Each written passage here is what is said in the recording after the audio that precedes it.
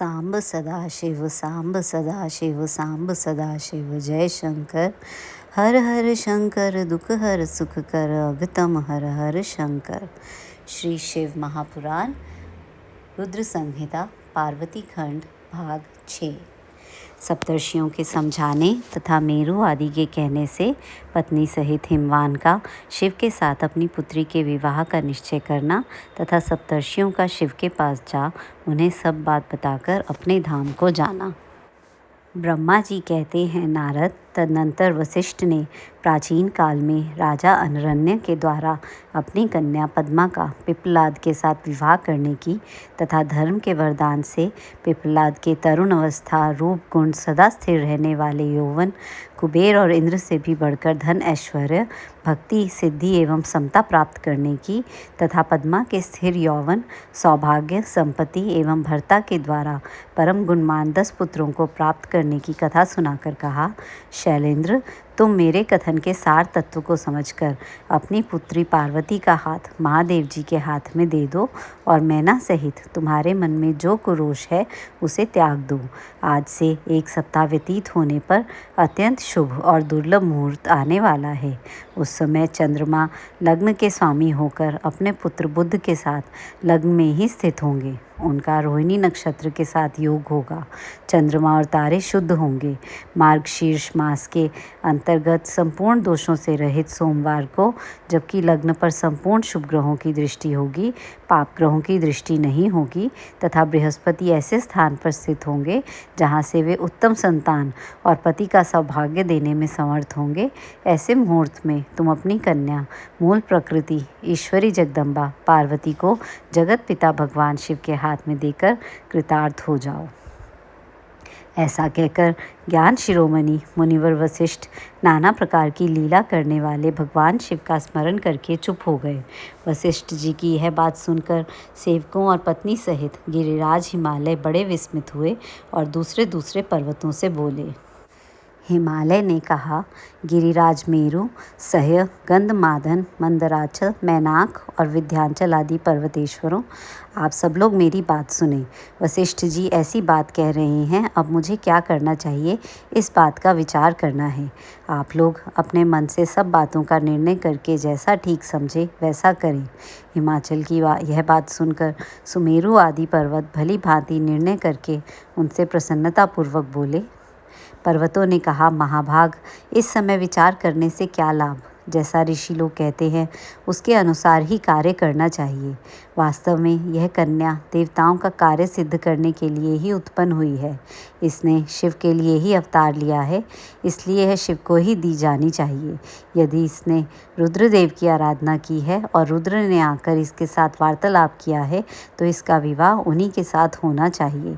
ब्रह्मा जी कहते हैं, नारद, उन मेरु आदि पर्वतों की यह बात सुनकर हिमाचल बड़े प्रसन्न हुए और गिरिजा भी मन ही मन हंसने लगी।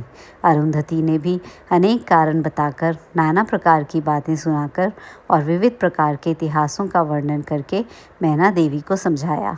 तब शैलपत्नी मैना सब कुछ समझ गई और प्रसन्नचित हो उन्होंने मुनियों को, अरुंधति जी को और हिमाचल को भी भोजन कराकर स्वयं भोजन किया।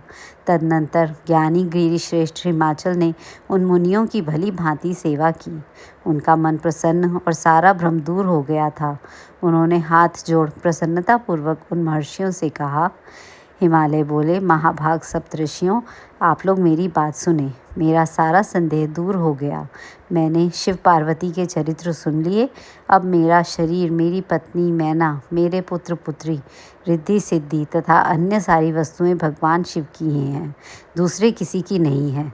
ब्रह्मा जी कहते हैं, नारद, ऐसा कहकर हिमाचल ने अपनी पुत्री की ओर आदरपूर्वक देखा और उसे वस्त्राभूषणों से विभूषित करके ऋषियों की गोद में बिठा दिया। तत्पश्चात वे शैलराज पुनः प्रसन्न हो उन ऋषियों से बोले, यह भगवान रुद्र का भाग है, इसे मैं उन्हीं को दूंगा, ऐसा निश्चय कर लिया है। ऋषि बोले, गिरिराज, भगवान शंकर तुम्हारे याचक हैं, तुम स्वयं उनके दाता हो और पार्वती देवी भिक्षा है, इससे उत्तम और क्या हो सकता है। हिमाचल, तुम समस्त पर्वतों के राजा, सबसे श्रेष्ठ और धन्य हो। अतः तुम्हारे शिखरों की सामान्य गति है। तुम्हारे सभी शिखर सामान्य रूप से पवित्र एवं श्रेष्ठ हैं।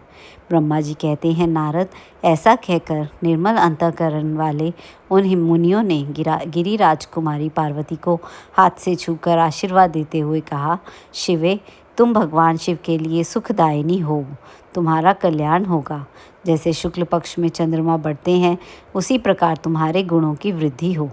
ऐसा कहकर सब मुनियों ने गिरिराज को प्रसन्नतापूर्वक फल फूल दे विवाह के पक्के होने का दृढ़ विश्वास कर लिया। उस समय परम सती सुमुखी अरुंधति ने प्रसन्नतापूर्वक भगवान शिव के गुणों का बखान करके मैना को लुभा लिया। तदनंतर गिरिराज हिमवान ने परम उत्तम मांगलिक लोकाचार का आश्रय ले हल्दी और कुमकुम से अपनी दाढ़ी मूछ का मार्जन किया। तत्पश्चात चौथे दिन उत्तम लग्न का निश्चय करके परस्पर संतोष दे वे सप्तर्षि भगवान शिव के पास चले गए। वहां जाकर शिव को नमस्कार और विविध सूक्तियों से उनका स्तवन करके वे वशिष्ठ आदि सब मुनि परमेश्वर शिव से बोले। ऋषियों ने कहा, देव देव महादेव परमेश्वर महाप्रभु, आप प्रेम पूर्वक हमारी बात सुने। आपके इन सेवकों ने जो कार्य किया है उसे जान लें। महेश्वर, हमने नाना प्रकार के सुंदर वचन और इतिहास सुनाकर गिरिराज और मैना को समझा दिया है। गिरिराज ने आपके लिए पार्वती का वाग्दान कर दिया है। अब इसमें कोई ननुनच नहीं है। अब आप अपने पार्षदों तथा देवताओं के साथ उनके यहाँ विवाह के लिए जाइए। महादेव प्रभो, अब शीघ्र हिमाचल के घर पधारिए और वेदोक्त रीति के अनुसार पार्वती का अपने लिए पाणी ग्रहण कीजिए। सप्तर्षियों की यह वचन सुनकर लोकाचार परायण महेश्वर प्रसन्नचित हो हंसते हुए इस प्रकार बोले। महेश्वर ने कहा, महाभाग सप्तर्षियों, विवाह को तो मैंने ना कभी देखा है और ना सुना ही है। तुम लोगों ने पहले जैसा देखा हो उसके अनुसार विवाह की विशेष विधि का वर्णन करो। महेश्वर के उस लौकिक शुभ वचन को सुनकर वे ऋषि हंसते हुए देवाधिदेव भगवान सदाशिव से बोले। ऋषियों ने कहा, प्रभु, आप पहले तो भगवान विष्णु को विशेषतः उनके पार्षदों सहित शीघ्र बुला लें। फिर पुत्रों सहित ब्रह्मा जी को, देवराज इंद्र को, समस्त ऋषियों को, यक्ष गंधर्व किन्नर सिद्ध विद्याधर और अप्सराओं को प्रसन्नतापूर्वक आमंत्रित करें। इनको तथा अन्य सब लोगों को यहाँ सादर बुलवा लें। वे सब मिलकर अपने कार्य का साधन कर लेंगे, इसमें संशय नहीं है। ब्रह्मा जी कहते हैं, नारद, ऐसा कहकर वे सातों ऋषि उनकी आज्ञा ले भगवान शंकर की स्थिति का वर्णन करते हुए वहाँ से प्रसन्नतापूर्वक अपने धाम को चले गए। हिमवान का भगवान शिव के पास लग्न पत्रिका भेजना, विवाह के लिए आवश्यक सामान जुटाना, मंगलाचार का आरंभ करना और उनका निमंत्रण पाकर पर्वतों और नदियों का दिव्य रूप में आना, पुरी की सजावट तथा विश्वकर्मा द्वारा दिव्य मंडप एवं देवताओं के निवास के लिए दिव्य लोकों का निर्माण करवाना। नारद जी ने पूछा, तात महाप्रज्ञ प्रभो, आप कृपा कर पूर्वक यह बताइए कि सप्तर्षियों के चले जाने पर हिमालय ने क्या किया। ब्रह्मा जी ने कहा, मुनीश्वर, अरुंधति सहित उन सप्तर्षियों के चले जाने पर हिमवान ने जो कार्य किया वह तुम्हें बता रहा हूँ। सप्तर्षियों के जाने के बाद अपने मेरु आदि भाई बंधुओं को आमंत्रित करके पुत्र और पत्नी सहित महामनस्वी गिरिराज हिमवान बड़े हर्ष का अनुभव करने लगे। तदनंतर ऋषियों की आज्ञा के अनुसार हिमवान ने अपने पुरोहित गर्ग जी से बड़ी प्रसन्नता के साथ लग्न पत्रिका लिखवाई। उस पत्रिका को उन्होंने भगवान शिव के पास भेजा। पर्वतराज के बहुत से आत्मीयजन प्रसन्न मन से नाना प्रकार की सामग्रियां लेकर वहां गए। कैलाश पर भगवान शिव के समीप पहुंचकर उन लोगों ने शिव को तिलक लगाया और वह लग्न पत्र उनके हाथ में दिया। वहाँ भगवान शिव ने उन सबको यथा योग्य विशेष सत्कार किया। फिर वे सब लोग प्रसन्नचित हो शैलराज के पास लौट आए। महेश्वर के द्वारा विशेष सम्मानित होकर बड़े हर्ष के साथ लौटे हुए उन लोगों को देखकर हिमवान के हृदय में अत्यंत हर्ष हुआ। तत्पश्चात आनंदित हो शैलराज ने नाना देशों में रहने वाले अपने बंधुओं को लिखित निमंत्रण भेजा, जो उन सबको सुख देने वाला था। इसके बाद वे बड़े आदर और उत्साह के साथ उत्तम अन्न एवं नाना प्रकार की विवाहोचित सामग्रियों का संग्रह करने लगे। उन्होंने चावल, गुड़, शक्कर, आटा, दूध, दही, घी, मिठाई, नमकीन पदार्थ, मक्खन, पकवान, महान स्वादिष्ट रस और नाना प्रकार के व्यंजन इतने अधिक एकत्र किए कि सूखे पदार्थों के पहाड़ खड़े हो गए और द्रव्य पदार्थों की बावड़ियाँ बन गई। शिव के पार्षदों और देवताओं के लिए हितकर नाना प्रकार की वस्तुएं, भांति भांति के बहुमूल्य वस्त्र, आग में तपाकर शुद्ध किए हुए सुवर्ण, रजत और विभिन्न प्रकार के मणिरत्न, इनका तथा अन्य उपयोगी द्रव्यों का विधि पूर्वक संग्रह करके गिरिराज ने मंगलकारी दिन में मांगलिक कृत्य करना आरंभ किया। पर्वतराज के घर की स्त्रियों ने पार्वती का संस्कार करवाया। भांति भांति के आभूषणों से विभूषित हुई राजभवन की उन सुंदर स्त्रियों ने सआनंद मंगल कार्य का संपादन किया। नगर के ब्राह्मणों की स्त्रियों ने स्वयं बड़े हर्ष के साथ लोकाचार का अनुष्ठान किया। उसमें मंगलपूर्वक भांति भांति के उत्सव मनाए गए। हर्ष भरे हृदय से उत्तम मंगलाचार्य का संपादन करने हिमालय भी सर्वतोभावेन बड़े प्रसन्न हुए और अपने निमंत्रित बंधुजनों के आगमन की उत्सुकता पूर्वक प्रतीक्षा करने लगे। इसी बीच में उनके निमंत्रित बंधु बांधव आने लगे।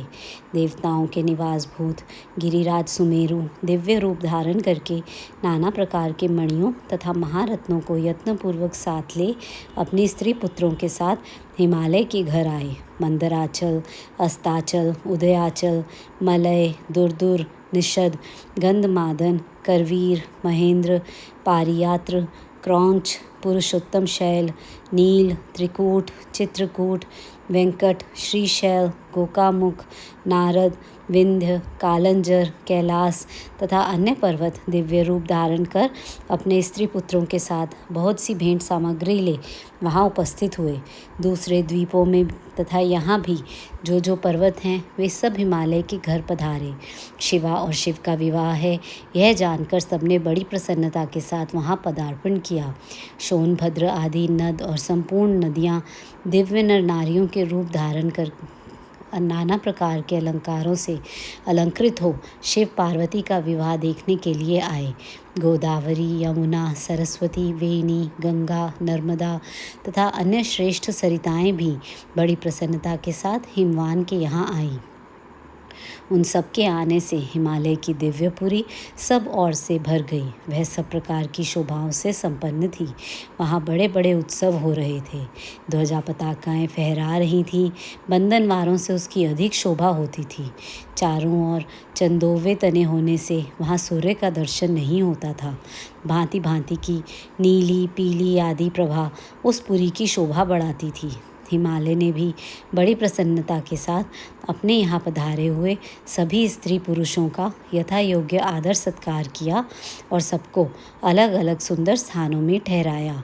अनेक अनेक उपयुक्त सामग्री देकर सबको पूर्ण संतुष्ट किया। मुनिश्रेष्ठ तदनंतर शैलराज हिमवान ने प्रसन्न हो महान उत्सव से परिपूर्ण अपने नगर को विचित्र रीति से सजाना आरंभ किया। सड़कों को झाड़ बुहार कर उन पर छिड़काव कराया। उन्हें बहुमूल्य साधनों से सुसज्जित एवं शोभित किया। प्रत्येक घर के दरवाजे पर केले आदि मांगलिक वृक्ष लगवाए और उन्हें मांगलिक द्रव्यों से संयुक्त किया। आंगन को केले के खंभों से सजाया। रेशम की डोरों में आम के पल्लव बांधकर बंधनवारें बनवाई और उन्हें खंभों के चारों ओर लगवा दिया। मालती के फूलों की मालाएं उस आंगन के सब ओर लटका दी गईं। सुंदर तोरणों से वह आंगन का भाग अत्यंत प्रकाशमान जान पड़ता था। चारों दिशाओं में मंगल सूचक शुभ द्रव्य रखे गए थे जो उस प्रांगण की शोभा बढ़ा रहे थे। इसी प्रकार अत्यंत प्रसन्नता से भरे हुए गिरिराज हिमवान ने महान प्रभावशाली गर्ग मुनि को आगे करके अपनी पुत्री के लिए प्रस्तुत करने योग्य सारा उत्तम मंगल कार्य संपन्न किया। उन्होंने विश्वकर्मा को बुलाकर आदरपूर्वक एक मंडप बनवाया जिसका विस्तार बहुत अधिक था। वेदी आदि के कारण वह मंडप बहुत मनोहर जान पड़ता था। देवर्षे वह मंडप कई योजन विस्तृत था अनेक शुभ लक्षणों से युक्त तथा नाना प्रकार के आश्चर्यों से परिपूर्ण था। वहाँ स्थावर और जंगम सभी वस्तुएं कृत्रिम बनी थीं, परंतु असली वस्तुओं के समान प्रतीत होती थीं। उनसे उस मंडप की मनोहरता बढ़ गई। वहाँ सब और ऐसी अद्भुत वस्तुएं थीं जो उस मंडप का सर्वस्व जान पड़ती थीं। नाना प्रकार की निराली वस्तुओं का चमत्कार वहाँ छा रहा था। वहाँ की स्थावर वस्तुओं से जंगम और जंगम वस्तुओं से स्थावर पराजित हो रहे थे, अर्थात वे एक दूसरे से बढ़कर शोभाशाली और चमत्कारपूर्ण दिखाई देते थे। उस मंडप की स्थल भूमि जल से पराजित हो रही थी, अर्थात चतुर से चतुर मनुष्य भी यह नहीं जान पाते थे कि इसमें कहाँ जल है और कहाँ स्थल। कहीं कृत्रिम सिंह बने थे और कहीं सारसों की पंक्तियाँ, कहीं बनावटी मोर थे जो अपनी सुंदरता से मन को मोह लेते थे, कहीं कृत्रिम स्त्रियां थीं जो पुरुषों के साथ नृत्य करती हुई देखी जाती थीं। वे कृत्रिम होने पर भी सब लोगों की ओर देखती और उनके मन को मोह में डाल देती थीं। उसी विधि से मनोहर द्वारपाल बने थे जो स्थावर होने पर भी जंगमों के समान जान पड़ते थे। वे अपने हाथों से धनुष उठाकर उन्हें खींचते देखे जाते थे। द्वार पर कृत्रिम महालक्ष्मी खड़ी थीं, जिनकी रचना अद्भुत थी। वह समस्त शुभ लक्षणों से संयुक्त दिखाई देती थीं। उन्हें देखकर ऐसा जान पड़ता था मानो क्षीर सागर से साक्षात लक्ष्मी ही आ गई हों। उस मंडप में स्थान स्थान पर सजे सजाए कृत्रिम हाथी खड़े किए गए थे, जो असली हाथियों के समान ही प्रतीत होते थे। घुड़सवारों सहित घोड़े और हाथी सवारों सहित हाथी बनाए गए। जहाँ तहाँ रथियों सहित रथ बनाए गए थे, जो कृत्रिम अश्वों से ही खींचे जाते थे। उन्हें देखकर लोगों को बड़ा आश्चर्य होता था। इनके सिवा दूसरे दूसरे कृत्रिम वाहन भी वहाँ खड़े थे। पैदल सिपाहियों की कृत्रिम सेना भी वहाँ मौजूद थी। मुने प्रसन्नचित्त वाले विश्वकर्मा ने देवताओं और मुनियों को भी मोह में डालने के लिए वहाँ ऐसी अद्भुत रचनाएं की थीं। मंडप के सबसे बड़े फाटक पर कृत्रिम नंदी खड़ा था, जो शुद्ध स्फटिक मणि के समान उज्ज्वल कांति से सुशोभित होता था। भगवान शिव के वाहन नंदी की जैसी आकृति है, ठीक वैसा ही वह भी था। उस कृत्रिम नंदी के ऊपर रत्न विभूषित महादिव्य पुष्पक शोभा पाता था, जो पल्लवों तथा श्वेत चामरों से सजाया गया था। उसके वाम पार्श्व में 2 कृत्रिम हाथी खड़े थे, जिनका रंग विशुद्ध केसर के समान था। वे 4 दांत वाले बनाए गए थे और 60 वर्ष के पाठों के समान दिखते थे। वे परस्पर स्नेह करते से प्रतीत होते थे। उनमें बड़ी चमक थी। इसी प्रकार सूर्य के समान अत्यंत प्रकाशमान 2 दिव्य अश्व भी विश्वकर्मा ने बनाए थे, जो चंवर से अलंकृत और दिव्य आभूषणों से विभूषित थे।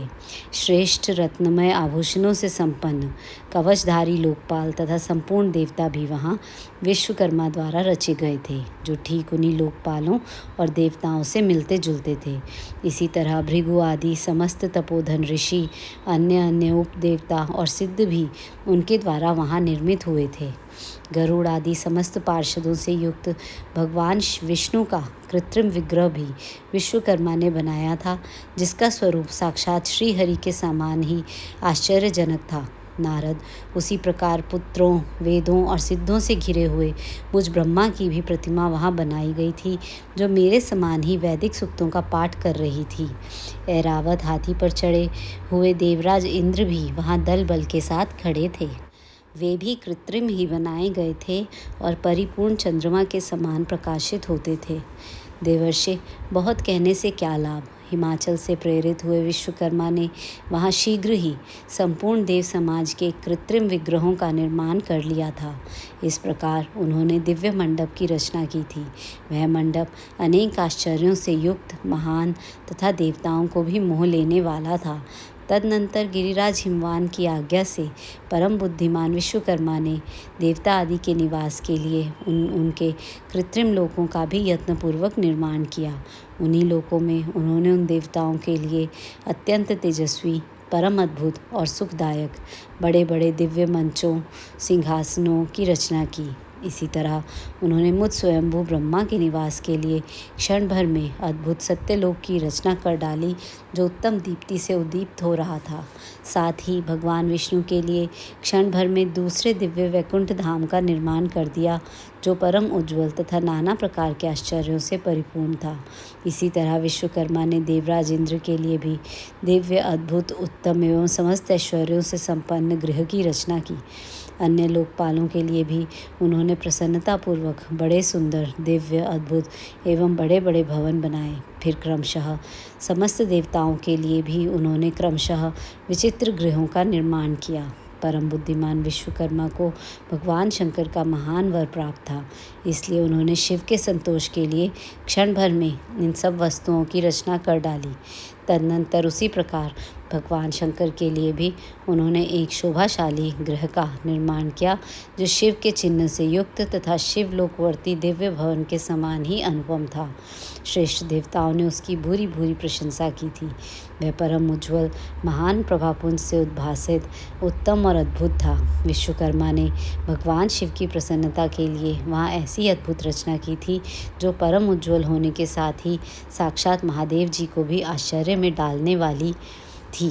इसी प्रकार यह सारा लौकिक व्यवहार करके हिमाचल बड़ी प्रसन्नता के साथ भगवान शंभू के शुभागमन की प्रतीक्षा करने लगे। देवर्षि, हिमालय का यह सारा आनंददायक वृतांत मैंने तुमसे कह सुनाया। अब और क्या सुनना चाहते हो? भगवान शिव का नारद जी के द्वारा सब देवताओं को निमंत्रण दिलाना, सबका आगमन तथा शिव का मंगलाचार एवं ग्रह पूजन आदि करके कैलाश से बाहर निकलना। नारद जी बोले, विष्णु शिष्य महाप्राज्ञ तात विधाता, आपको नमस्कार है। कृपानिधे, आपके मुँह से यह अद्भुत कथा मुझे सुनने को मिली है। अब मैं भगवान चंद्रमौली के परम मंगलमय तथा समस्त पाप राशि के विनाशक वैवाहिक चरित्र को सुनना चाहता हूँ। मंगल पत्रिका पाकर महादेव जी ने क्या किया, परमात्मा शंकर की वह दिव्य कथा सुनाइए। ब्रह्मा जी ने कहा, बेटा तुम बड़े बुद्धिमान हो, भगवान शंकर के उत्तम यश को सुनो। मंगल पत्रिका पाकर भगवान शंकर ने जो कुछ किया वह बताता हूँ। भगवान शिव उस मंगल पत्रिका को प्रसन्नतापूर्वक हाथ में लेकर हृदय में बड़े हर्ष का अनुभव करते हुए हंसने लगे। फिर उन भगवान ने उसे लाने वालों का सम्मान किया। तत्पश्चात उसे बाँचकर विधिपूर्वक स्वीकार किया। इसके बाद हिमालय के यहाँ से आए हुए लोगों को बड़े आदर सम्मान के साथ विदा किया। तदनंतर उन मुनियों से कहा, आप लोगों ने मेरे शुभ कार्य का भली भांति संपादन किया है। अब मैंने विवाह स्वीकार कर लिया है, अतः आप लोगों को मेरे विवाह में आना चाहिए। भगवान शंकर का यह वचन सुनकर वे ऋषि बड़े प्रसन्न हुए और उन्हें प्रणाम एवं उनकी परिक्रमा करके अपने परम सौभाग्य की सराहना करते हुए अपने धाम को चले गए। मुने, तदनंतर महालीला करने वाले देवेश्वर भगवान शंभु ने लोकाचार का सहारा ले तत्काल ही तुम्हारा स्मरण किया। तुम अपने सौभाग्य की प्रशंसा करते हुए बड़ी प्रसन्नता के साथ वहाँ आए और मस्तक झुका प्रणाम कर हाथ जोड़ विनीत भाव से खड़े हो गए। तब भगवान शिव ने कहा, नारद, तुम्हारे उपदेश से देवी पार्वती ने बड़ी भारी तपस्या की और उससे संतुष्ट होकर मैंने उन्हें यह वर दिया कि मैं पति रूप में तुम्हारा पानी ग्रहण करूँगा। पार्वती की भक्ति देखकर मैं उनके वश में हो गया हूँ, इसलिए उनके साथ विवाह करूँगा। सप्तर्षियों ने लग्न का साधन और शोधन कर दिया है, अतः आज से 7वें दिन मेरा विवाह होगा। उस अवसर पर लौकिक रीति का आश्रय ले मैं महान उत्सव करूँगा। मुने, तुम विष्णु आदि सब देवताओं, मुनियों और सिद्धों तथा अन्य लोगों को भी मेरी ओर से निमंत्रित करो। सब लोग मेरे शासन की गुरुता को समझकर प्रसन्नता और उस उत्साह के साथ सब प्रकार से सज धज कर स्त्री पुत्रों को साथ ले यहाँ आएं। भगवान ब्रह्मा जी कहते हैं, मुने, भगवान शंकर की इस आज्ञा को शिरोधार्य करके तुमने शीघ्र ही सर्वत्र जाकर उन सबको निमंत्रण दे दिया। तत्पश्चात शंभू के पास आकर उनकी आज्ञा के अनुसार तुम वहीं ठहर गए। भगवान शिव भी उन सब देवताओं के आगमन की उत्कंठापूर्वक प्रतीक्षा करते हुए अपने गणों के साथ वहीं रहे। उनके सभी गण संपूर्ण दिशाओं में नाचते हुए वहाँ बड़ा भारी उत्सव मना रहे थे। इसी बीच में भगवान विष्णु सुंदर वेश धारण किए अपनी पत्नी और दल बल के साथ शीघ्र ही कैलाश पर्वत पर आए और भक्ति भाव से भगवान शिव को प्रणाम करके उनकी आज्ञा पाकर प्रसन्नतापूर्वक उत्तम स्थान में ठहर गए। इसी प्रकार मैं अपने गणों के साथ स्वतंत्रतापूर्वक शीघ्र ही कैलाश गया और भगवान शंभु को प्रणाम करके अपने सेवकों सहित सानंद वहाँ ठहरा। तदनंतर इंद्र आदि लोकपाल और उनकी स्त्रियां आवश्यक सामान के साथ खूब सज धज कर वहाँ आईं। वे सबके सब उत्सव मना रहे थे। तत्पश्चात मुनि, नाग, सिद्ध, उपदेवता तथा अन्य लोग भी निमंत्रित हो उत्सव मनाते हुए वहाँ आए। उस समय महेश्वर ने वहाँ आए हुए सब देवता आदि का पृथक पृथक सहर्ष स्वागत सत्कार किया। फिर तो कैलाश पर्वत पर बड़ा अद्भुत और महान उत्सव होने लगा। देवांगनाओं ने उस अवसर पर यथा योग्य नृत्य आदि किया। विष्णु आदि जो देवता भगवान शंभु की वैवाहिक यात्रा संपन्न कराने के लिए इस समय वहाँ आए थे, वे सब यथास्थान ठहर गए। भगवान शिव की आज्ञा पाकर सब लोग उनके प्रत्येक कार्य को अपना ही कार्य समझकर नियंत्रित रूप से करने लगे और इसे शिव की सेवा मानने लगे। उस समय सातों मातृकाएं वहाँ बड़ी प्रसन्नता के साथ शिव को यथायोग्य आभूषण पहनाने लगी। मुनिश्रेष्ठ परमेश्वर भगवान शिव का जो स्वाभाविक वेश था वही उनकी इच्छा से उनके लिए आभूषण की सामग्री बन गया। उस समय चंद्रमा स्वयं उनके मुकुट के स्थान पर जा विराजे। उनका जो सुंदर ललाटवर्ती तीसरा नेत्र था वही शुभ तिलक बन गया। मुने कानों के आभूषणों के रूप में जो 2 सर्प बताए गए हैं वे नाना प्रकार के रत्नों से युक्त 2 कुंडल बन गए। अन्य अन्य अंगों में स्थित सर्प उन अंगों के अति रमणीय नाना रत्नमय आभूषण हो गए। उनके शरीर में जो भस्म लगा हुआ था वही चंदन आदि का अंगराग बन गया और उनके जो गज चर्म आदि परिधान थे वे सुंदर दिव्य दुकुल बन गए। इस प्रकार उनका रूप इतना सुंदर हो गया कि उसका वर्णन करना कठिन है। वे साक्षात ईश्वर तो थे ही, उन्होंने पूरा पूरा ऐश्वर्य प्राप्त कर लिया। तदनंतर समस्त देवता, यक्ष, दानव, नाग, पक्षी, अप्सरा और महर्षिगण मिलकर भगवान शिव के समीप गए और महान उत्सव मनाते हुए प्रसन्नतापूर्वक उनसे बोले, महादेव, महेश्वर, अब आप महादेवी गिरिजा को ब्याह लाने के लिए हम लोगों के साथ चलिए, हम पर कृपा कीजिए। तत्पश्चात विज्ञान से प्रसन्न हृदय वाले भगवान विष्णु ने भगवान शंकर को भक्ति भाव से प्रणाम करके उपर्युक्त प्रस्ताव के अनुरूप ही बात कही। भगवान विष्णु बोले, शरणागत वत्सल देव महादेव प्रभो, आप अपने भक्तजनों का कार्य सिद्ध करने वाले हैं, अतः मेरा एक निवेदन कीजिए, सुनिए। कल्याणकारी शंभो, आप गृहस्थ सूत्रोक्त विधि के अनुसार गिरिराज कुमारी पार्वती देवी के साथ अपने विवाह का कार्य कराइए। आपके द्वारा विवाह की विधि का संपादन होने पर वही लोक में सर्वत्र विख्यात हो जाएगा। अतः नाथ, आप कुल धर्म के अनुसार प्रेम पूर्वक मंडप स्थापन और नांदी मुख श्राद्ध कराइए और लोक में अपने यश का विस्तार कीजिए। ब्रह्मा जी कहते हैं, नारद, भगवान विष्णु के ऐसा कहने पर लोकचार परायण परमेश्वर शंभु ने विधि पूर्वक सब कार्य किए। उन्होंने सारा आभ्युदयिक कार्य कराने के लिए मुझको ही अधिकार दे दिया था। अतः वहाँ मुनियों को साथ ले मैंने आदर और प्रसन्नता के साथ वह सब कार्य संपन्न किया।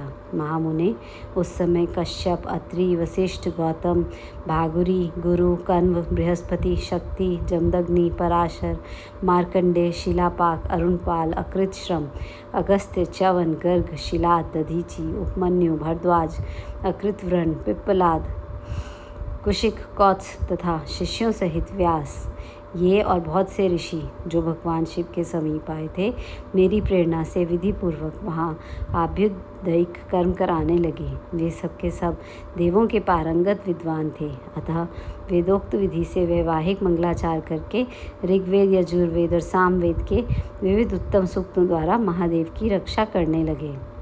उन सब ऋषियों ने बड़ी प्रसन्नता के साथ बहुत से मंगल कार्य कराए।